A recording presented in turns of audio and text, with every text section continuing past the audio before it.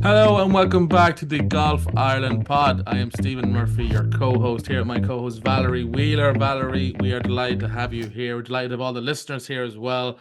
How are you?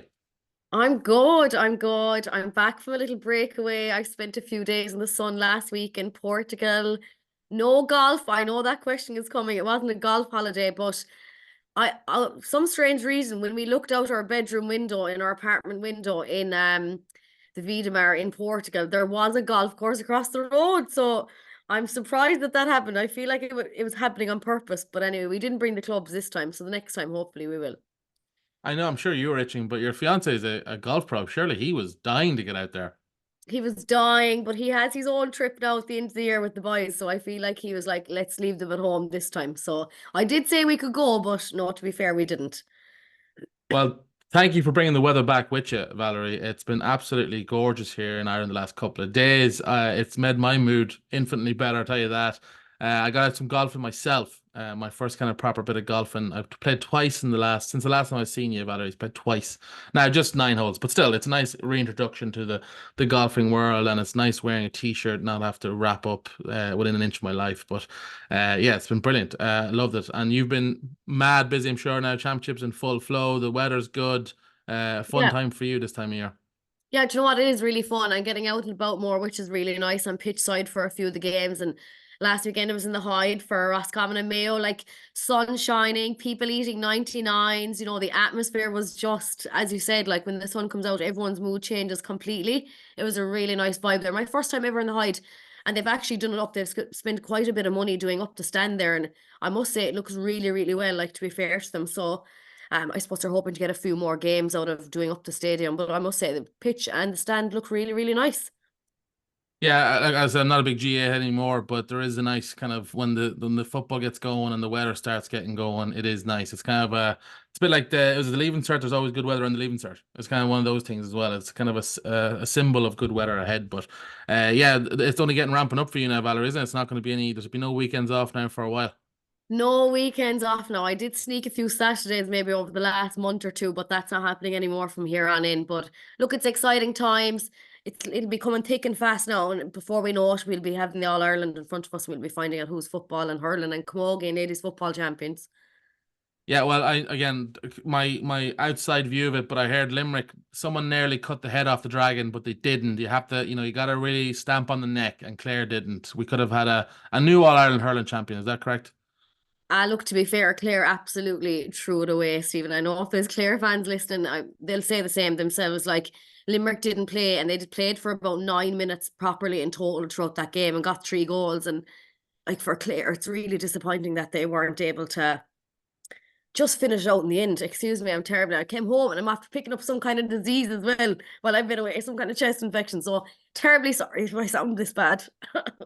You're okay. You're getting caught up with the Clare emotions of nearly beating Limerick, but yeah, it's a credit to Limerick that they just have this never say die kind of attitude. Again, that comes down to a lot, I'm sure, the incredible talent they have, but kind of building the enigma now that they're never beaten, really, isn't it? Which is a dangerous, I suppose, prospect.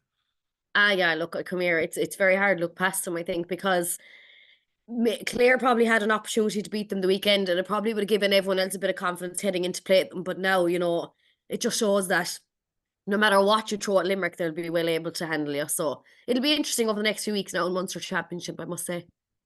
Yeah, exactly. It's only getting going now. And we have a great guest this week as well. We're chatting to Niall MacSweeney. So Niall MacSweeney was the manager of the victorious Irish team, the men's team there that won at the weekend. They won the European title over in Spain. So a huge accomplishment. We'll touch on it obviously in the interview here, so we won't give any spoilers. But very excited to chat to Niall. And we will throw over to that interview now. Now, delighted to be joined by Niall MacSweeney. Thank you very much, Niall, for taking time out of your busy schedule. How are you? Great, thanks, Stephen. Thanks for having me. Hi, Valerie. Hope you're both keeping well. Yeah, do you know what? We're enjoying the nice weather, but you must have been as well in the south of Spain for the last few days. How you been since? Yeah, it was lovely for for the most part. The last day, all right, we got a bit of unwelcome thunder and lightning, which almost scuppered our final day, but thankfully we got to completion in time. So yeah, it was lovely down there. It was sort of like generally between 23 and 26 most days. So yeah, it was a change from back here. But since I've come back, it's been lovely. So yeah, maybe we brought a little bit back with us or something. It's probably been cold the last few days for you, Niall. Like coming back to only 15 or 16 degrees. Probably have to wrap up. I don't know. Someone says I don't unacclimatize myself that quickly.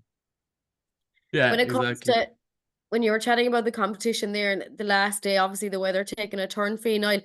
When you go somewhere like Spain, that probably doesn't even come into your mind that the weather might take a turn and get bad, does it? Well, you look at the weather, the outlook for the week at the very start when you're doing your prep and that type of thing. And I suppose, ironically, we had a captain's meeting, as you generally do at the start of a team competition week, and the tournament director, not really to go through everything in terms of competitions and all that kind of thing. One of the things is evacuation procedures, and he actually just dismissed it. He says the forecast is good this week. We won't be needing that. And as luck would have it, they had to evacuate the course due to lightning on the final day. So yeah, you kind of have to be prepared to expect everything really, and if it doesn't happen, so be it. Yeah, that's mad. We'll get talking about Ireland's great win at the weekend. We want to kind of focus on you first, Niall. I'm going to give a bit of backdrop here. You might get a bit of a big head there listening at all your achievements. But you're also a member of Athenry Golf Club, which I'm also currently a member of, which is nice. You were part of that victorious Junior Cup winning side in 2000 for Athenry. You then later captained Athenry to their first ever Connacht Senior Cup title. Subsequently, then there were provincial honours, and then you began to get involved with coaching underage sides in Connacht, and then the senior men's team, which leaded up then in 2011, you managed the Connacht men's senior men's team to win their first interprovincial title in 28 years, and then obviously worked your way up to the national setup, where you were appointed Ireland captain in 2022 on your current 3-year term. First of all, when you look back at all those accomplishments, Niall, does it seem like only a few months ago, or does it seem like a long time ago when I listed out all those achievements? Well, I suppose look at I don't really look at them as achievements. They're just like steps along the road, really. And I've been fortunate to have been involved in some success along the way. Yeah, I mean, I joined Athenry as a junior back in 1980. It was only a 6-hole course back then. Obviously, shortly became a 9-hole, and then 18, and I think 1991 or thereabouts. So yeah, I owe a lot to Athenry Golf Club in terms of if you like, the grounding in golf I got both as a junior and growing up within the club and being on club committees and sort of understanding the ropes of being, behind the scenes of why it's possible for a guy to tee it up on a Sunday, all the stuff that needs to be done to get there. So I was, went through all that in the club, and then I suppose I joined the men's committee there in the late 90s. I was handicap secretary. I was club treasurer, I think, in 2008-9, and then I was fortunate to be captain in 2016. So I've had some great times in the club there. Then intertwined with that, I got opportunities to be involved with teams. As you mentioned, 2000 was a kind of a breakthrough for the club. It was the first time that we ever won a provincial pennant that brought us outside of the province. That was in Junior Cup. And then, along with a good friend of mine, Mike Lane, we took over the running of the Senior Cup team in 2003, and we had a breakthrough success in 2004 at provincial level, which was fantastic. So that kind of provided a stepping stone into the Connacht youth team in 2006. I remember Eugene Fain, who was the Connacht chairman at the time, rang me, asked would I be interested in getting involved, and I said, why not? And one thing led to another. I ended up captaining the youth team then in, I think it was 2009, and became involved then with the senior team. As you mentioned, selector manager Adrian Wynne was the captain, and we won the Interpros in 2011 in County Sligo. First time, as you said, in 28 years. So that kind of put me in the window, and I was fortunate enough that vacancy came at the national selection committee, and I was asked would I be interested, and sort of had a chat with family and that, and said, because I knew there'd be a time commitment, and luckily enough, I got to go ahead, and it's been a great journey. Kind of that led to an opportunity to go for captaincy, which I was fortunate to be appointed for 22, 3, and 4, which we're in the last year of that now. But it's certainly a journey that's been great. To be fair, it just sounds amazing, and listening to like being able to go back through the years, it must be nice to think back and you know exactly when everything happened as well. And I was gonna mock Stephen there and say, what list of achievements is he coming out of Athenry? Most balls lost in one round. World record for that. You may have seen me, Niall, in the wrong fairways or in the trees. But no, thanks for that, Valerie, for the confidence boost. Niall, you obviously what appealed to you when it came to managing teams? There obviously was something that made you the opportunity arose, but there must have been something that was attractive to you from the get-go. Well, if I'm being honest, probably my dad would have been always involved in sport, and he sort of, I suppose, I got the love of sport and the love of sports at Min. From him, he would have been, his sport and passion would have been hurling, and he would have chaired our own club, Lee Mellows, in Galway City for 30 or 40 years, or certainly between chairman and secretary, he was there for years. He also would have been a past chair of the Galway Hurling Board, and was chair at the time that Galway made their sort of modern day breakthrough when they won the All-Ireland Under-21 in 1972. And I suppose I followed him everywhere and sort of saw the enjoyment he got out of it. And then prior to being in golf, I would have been involved with the hurling club as well, and would have been a delegate to the county board for a number of years before I got more involved in the golf scene. And it's just something I enjoyed. I enjoy being involved in teams.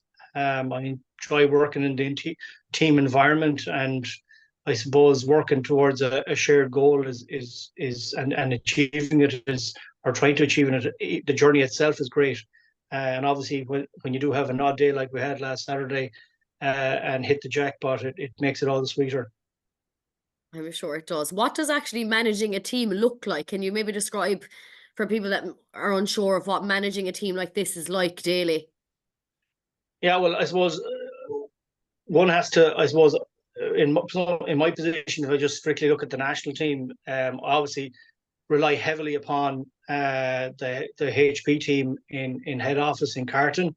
So that's headed up by Neil Manship, and James Corcoran is there, and Sarah Rose Shelley. So they offer us a great support in terms of planning and logistics around flights, travel, accommodation, car hire, all that type of stuff. So without their support, we'd be going nowhere. As well as that, Yvonne McGrain in head office as well, who looks after us in terms of our kit. So there's a huge team in the background. And then around the team itself, there's Neil as a selector, with myself, Damien Coyne, and Michael Collins, the team coach. So I suppose one can break it down in some ways to being, manager looks after logistics, coach looks after the on-course technical side, and then the captain, I suppose, has an overall management role, but as well as that around tactics and for team formation and that type of thing. So it's quite broad. And I suppose with all that going on, do you actually get to play any golf yourself, Niall? Your own personal golf, or is it all other people that you're worried about? Well, I wouldn't worry too much about my golf.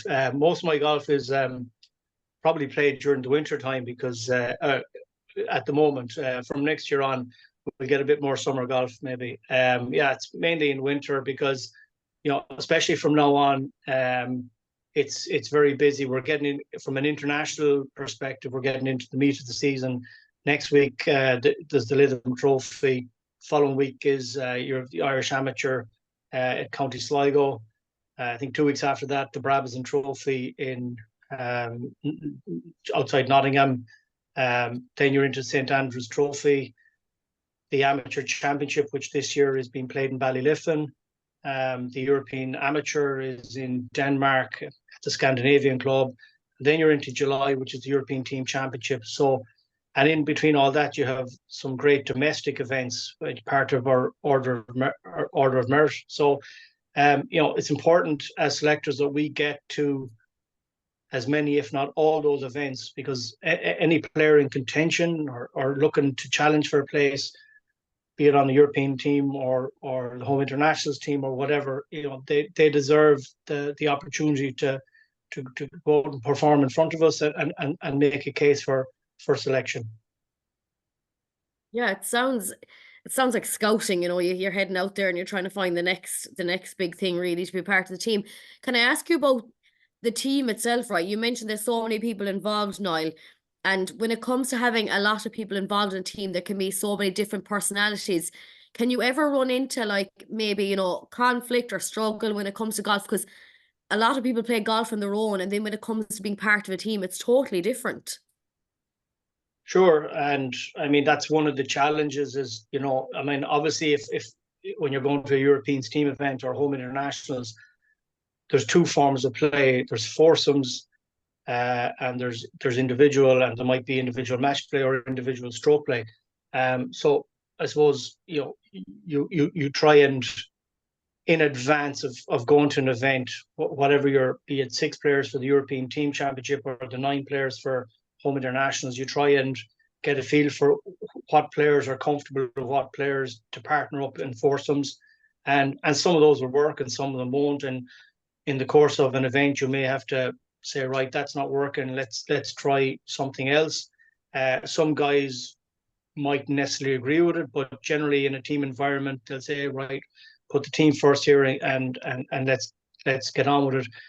Outside of that, obviously selection, can have its challenges. There's been some tough phone calls over the years where you've had to break bad news. They're not the easiest phone call, but it comes with the job. A lot of people maybe see flying to plane or spending a week in Sota Grande, all fine and that, but they don't see the difficult phone calls and conversations that may have had to be had. But that's going to be a case when you go into the job. If and there will be a bit of conflict and there will be a bit of disagreement. But look, you try and get over that and move on. And I suppose, I think, and if you ask any of the other 3 guys involved, Damien, Michael, Neil, we genuinely sit down to select what we believe is the best team. We may not always get it right, but and people may not agree with us, but at the end of the day, and even when we've done our post-event reviews and that, we've generally said, yeah, that's the team we'd still pick if we were to do it again. Good. Let's talk about that historic win at the weekend, Niall.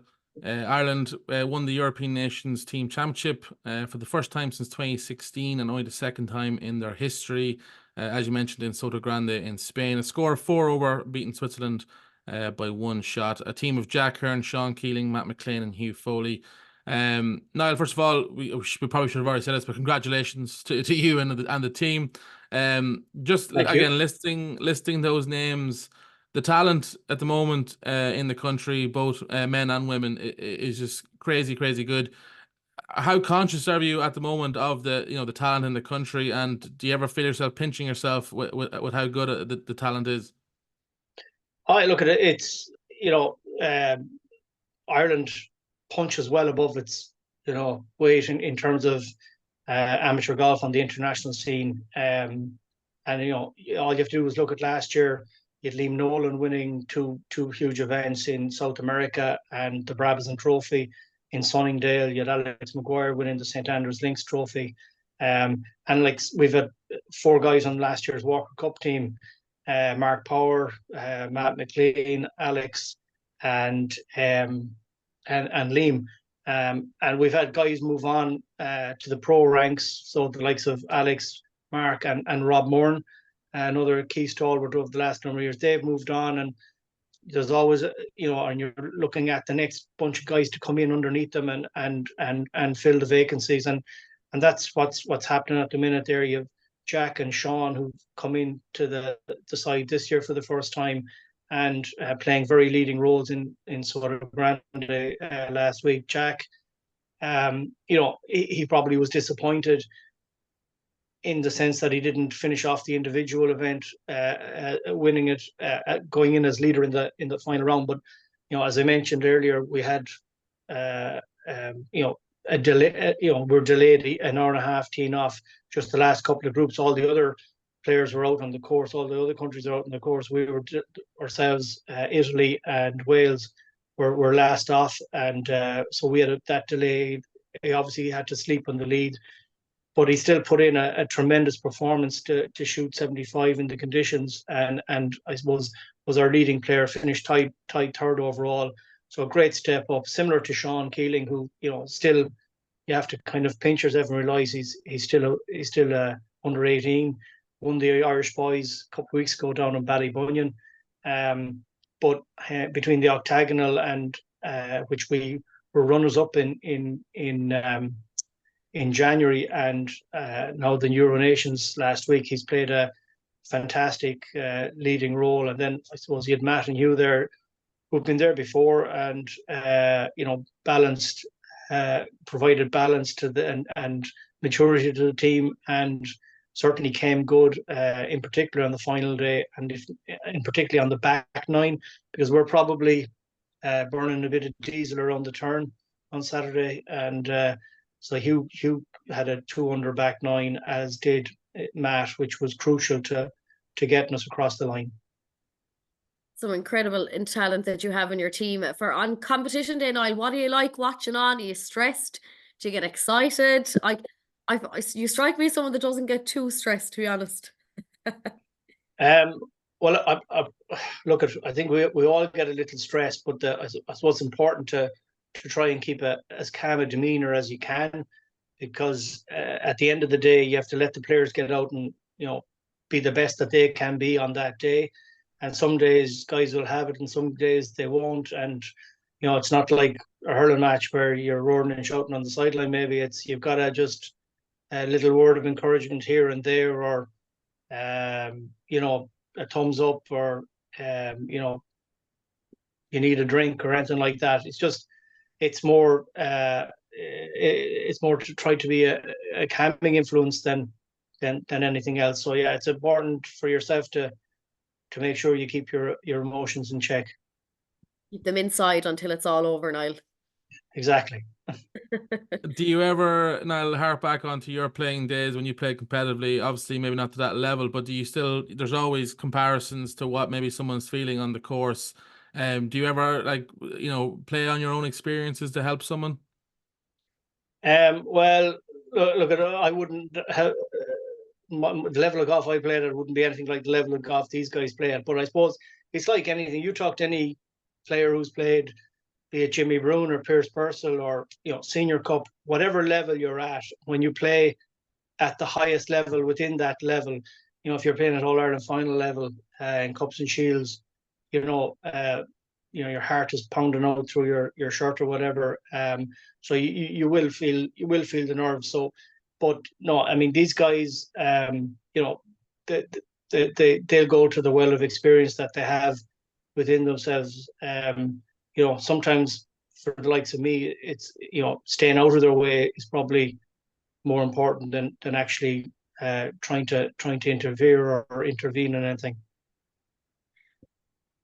Yeah, so that's great answer. And so I suppose, what does the next couple of years look like, Niall? How do you take what happened the weekend and use that going forward, so that hopefully it's not another 8 years before the next big win like that? Is there a plan in place, and how much does a win like that, help the next generation when it comes to proving that's possible?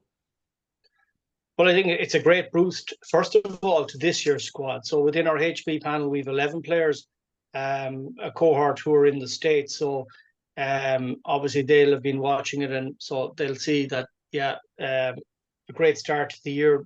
by our domestically based players in being runners up in the octagonal, as I mentioned, and obviously the win last week. So it gives everyone a great boost at the start of the season. We obviously have a couple of very big events coming in terms of teams. The European Team Championships are in Royal Park in Turin in July, and the home internationals are in Merker Links near Aberdeen in August. So, guys will be targeting those events. They'll see that players are informed. They realise it's going to be tough to make the team. So I'm looking forward to the next 6 to 8 weeks or so, where guys will be playing a lot of high-profile individual events, both at home and abroad. I mentioned the overseas ones earlier, but you're also going to have the Munster stroke play coming up at the bank holiday weekend. You're going to have the East of Ireland Championship, the Ulster stroke play, the Connacht stroke play. So guys from within and outside the panel are, through the order of merit, are going to get opportunities to state a case for selection. And we'll be there watching that and observe it and keeping it. In terms of going forward, if I mentioned Sean being so young. Sean is heading to Texas Tech at the end of the season on a golf scholarship. Coming through also from boys level, we had 4 guys with us at the octagonal who are all on the under-18 squad: Jack Murphy, Fionn Dobbin, Donica Cleary, Jack Murphy, super players with great potential. I think Jack Murphy actually won the Lee Valley Scratch Cup over the weekend. So, there's another cohort of players coming through who, look like they're well enabled to step up to the mark. Yeah, a busy schedule for you, Niall, but I'm sure an exciting one. Before we let you go, you mentioned throughout the interview about the Galway hurlers. I mean, outside of golf, have you a love for the hurling? What's the second sport of choice before we let you go? Have you time for anything else? Well, I deprecatingly say I was always a bad hurler before I was a bad golfer. But anyway, yeah. So I would have played for Lee Mellows hurling club in Galway City or tried to play for them anyway for a long number of years. And yeah, we followed Galway through thick and thin. I think they got out of jail a bit against Carlow over the weekend, so they'll have a more sterner test this weekend coming against Kilkenny. So yeah, we hope to go into Pearse Stadium and maybe hopefully not get too hoarse watching on. That's where you get excited on the sideline, Niall. That's where you can scream and shout. Yeah, hurling only. Well, look, it's been so lovely to have you on, and congratulations again. All right, enjoy the golf and enjoy everything that comes with it, and of course, best luck to yourself and Galway the weekend if you head to the match. Thanks, Valerie. Thanks, Stephen. We hope you enjoyed that chat with Niall. Moving on now to our news segment. As always, we'll start with the aforementioned amazing win for Ireland in the European Nations Team Championship.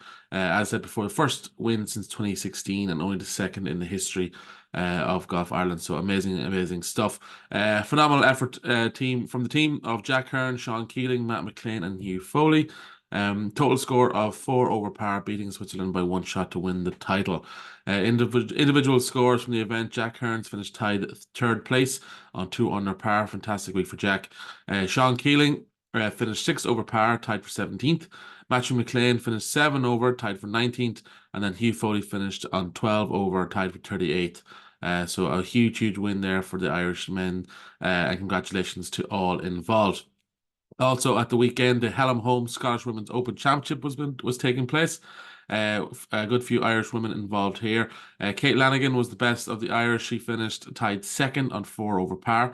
Jessica Ross finished tied 11th on 9 over. Annabelle Wilson finished tied 27th on 15 over alongside Emma O'Driscoll. Mairead Martin finished tied 49th, and Clodagh Coughlin unfortunately missed the cut. But well done to all the women involved there. Upcoming amateur events this week, we have the Cork Women's Scratch Cup on April 27th in Cork Golf Club, and then the All Ireland Schools final as well in Milltown. So best of luck there to everybody taking part in those events. Elsewhere, congrats to Max Kennedy on winning the male teammate of the year at the University of Louisville. So congratulations to Max there. Portmarnock's John Moran finished third at the French Under-14 Boys Open. John is a member of the Golf Ireland Under-16 Boys High Performance Panel. He finished 6 strokes behind the eventual winner, but 4 strokes ahead of fourth. John was part of the top trio who separated themselves in the field during or heading into the final round. So well done to John there. Great week. Big news as well over the last couple of days.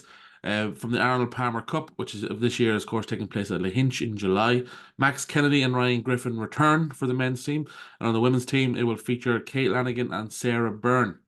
So massive congratulations there to Max, Ryan, Sarah, and Kate for being selected onto that Arnold Palmer Cup, which will be very, very exciting this year, obviously being Lahinch. So definitely try and get down there and support the golf. Then in the pro ranks, PGA Tour, Seamus Power finished tied 12th at the RBC Heritage. Rory McIlroy finished tied 33rd and Shane Lowry tied 64th. Exciting week this week with Rory and Shane teaming up as teammates for the Zurich Classic this week. So this should be fun to keep an eye out on. On the LPGA, Stephanie Meadow finished tied 30th at the Chevron Championship, which was won by Nelly Korda. Nelly Korda on a historic run at the moment, similar to Scotty Scheffler in the men's game. Absolutely fantastic to see. Leona Maguire unfortunately missed the cut there. Disappointing for Leona, but she'll bounce back. And this week we have the JM Eagle LA Championship, which Stephanie Meadow will be playing in. So best of luck there to Stephanie. On the DP World Tour, the ISPS Hana Championship is happening in Japan this week with Tom McKibben completing. So best of luck to Tom.